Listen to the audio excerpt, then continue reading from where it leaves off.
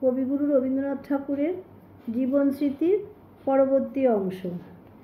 Paris সরকারের প্রথম দ্বিতীয় ইংরেজি পাঠ কোনো মতে শেষ করিতেই আমাদিগকে মকলস কোর্স অফ রিডিং শ্রেণীর একখানা পুস্তক ধরানো হইল।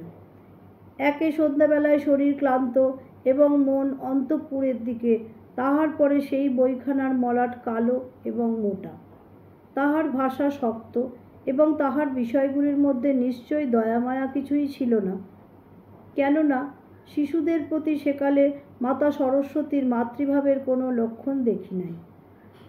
এখনকার মতো ছেলেদের বইয়ে তখন পাতায় পাতায় ছবির চলন ছিল না।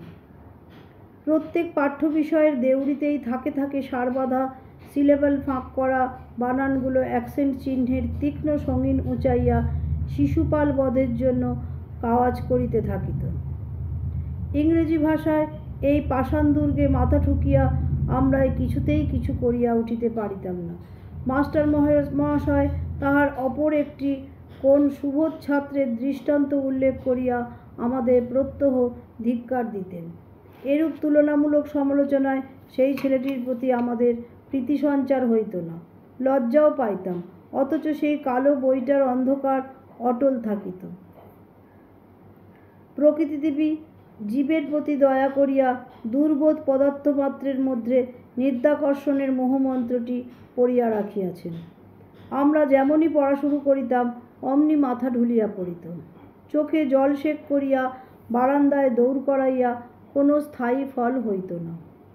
এমন সময় বড় দাদা দ্বিজেন্দ্রনাথ ঠাকুর, দেবেন্দ্রনাথের জ্যেষ্ঠ পুত্র, যদি দৈবাৎ স্কুল ঘরের বারান্দা দিয়া যাইবার কালে আমাদের নিদ্রাকাতর অবস্থায় দেখিতে পাইতেন, তবে তখনই ছুটি দিয়া দিতেন। ইহার পরে ঘুম ভাঙিতে আর মুহূর্তকাল বিলম্ব হইত না। আজ এই পর্যন্ত। পরবর্তী অংশ পরবর্তী দিনে। নমস্কার।